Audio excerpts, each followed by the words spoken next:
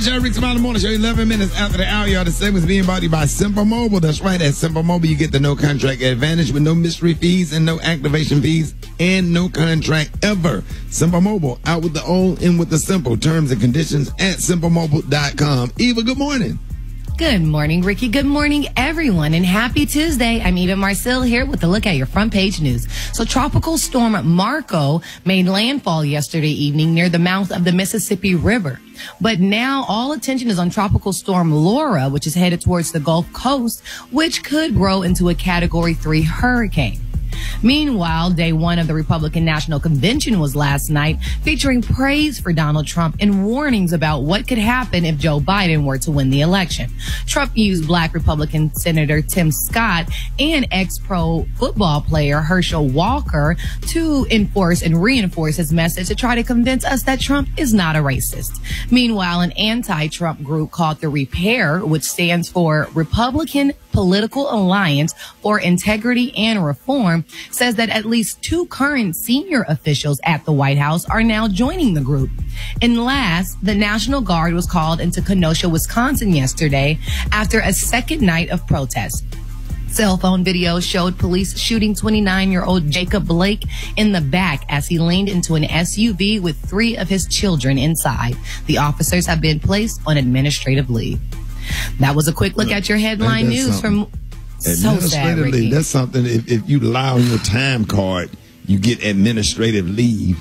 But damn near killing somebody, you don't automatically get fired. You grab him by the T-shirt with one hand and shoot him in the back with the other hand, and he was no threat to you and walking away from you, and then shot him in front of his kids and put the kids in danger when you could have ran, and you could have ran behind him and grabbed him and tackled him or used your taser. Easy. Right. Man, these racist cops, man, let me be quiet. You're saying how we feel, Ricky. I feel hatred in my heart right now, and damn this forgiveness and turn the other cheek mess stuff. These black churches got us so damn docile and forgiving or whatever, man. I'm so messed up over that. So docile, but they don't do it to other folks and other cultures or whatever, because you know they ain't having it. But we in there praying and all this stuff. I believe in God and stuff, but we just too docile and just too forgiving, and we just need to pray. Faith without works is dead. Shoot. Be glad when they start shooting back. I don't care. I'd be glad. Be glad. You know what I'm saying? You keep shooting, you shooting Breonna Taylor. She sleep. She at home in the bed sleep. You can't sleep while black. You can't be in your driveway while black. You can't be at home while black. Can't be in front of your kids while black. You can't drive while black. You can't do nothing while black. I'm sick of it. You know, I'm mad this morning. I've been mad. You know what I'm saying? I just be glad when we do something different. I'm gonna leave it at that.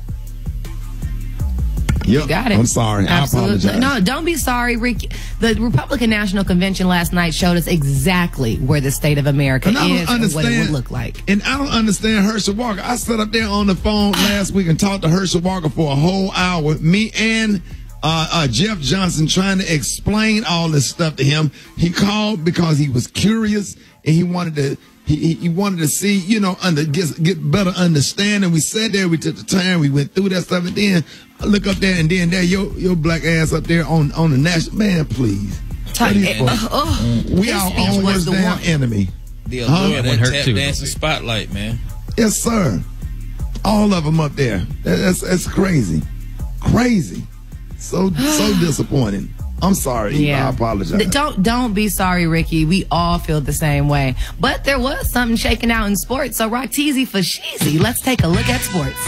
Man, well, let's see. LeBron is pissed off as well, man. Although they did beat the Portland Trail Blazers to take a 3-1 lead, LeBron speaks out on the police shooting of Jacob Blake himself.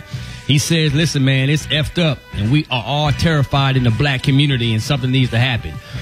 He went on and on, man. So, Rick, you are not alone in this thing, man. So don't apologize for nothing. Oklahoma City, they tied it even up the series against Houston Rockets. In the meantime, the Miami Heat, they sweep the Pacers in the first round.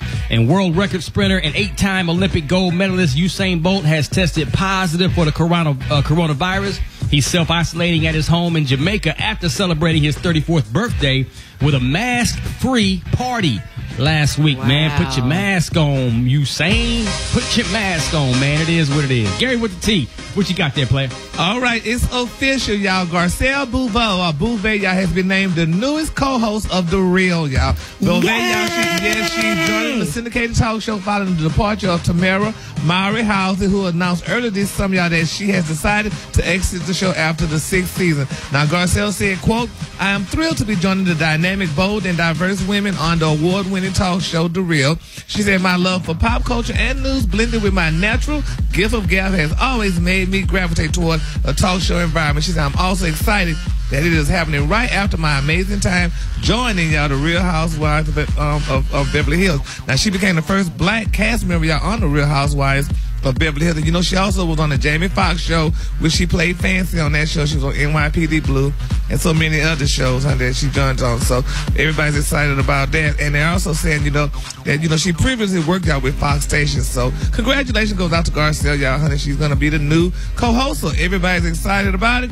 And, you know, the producers are even talking about, they're saying, you know, we're so thrilled to have Garcelle joining our virtual girl chat table, said executive producer Rachel Mazosko-Sweet. She said her extensive career in front of and behind the camera and her willingness to share her life and her points of view on important topics will make us the perfect addition. She said, "We can't wait for season 7 to begin." Congratulations to Garcelle, y'all. But I guess they're going to really have on that, so she'll be talking about her ex-husband, honey. You know, she's not, Gary. Well, they said they're glad she's there to bring talking. Perspective and levity. I think she's a perfect addition. Yeah, well, a lot of people say, God, they're picking these old girls, but, you know, congratulations to Garcelle. All right, the color today, honey, is one of my favorite colors. My color today, y'all, is windmill wings. On the high end, you say windmill wings, and on the low end, you say beautiful light blue. That's your color for today. Brad, what you got coming up in the hot spot? Coming up in the hot spot, y'all, Chris Brown said, leave his name out of somebody else's situation. I'm going to tell you all about it. It's the Ricky Smiley Morning Show.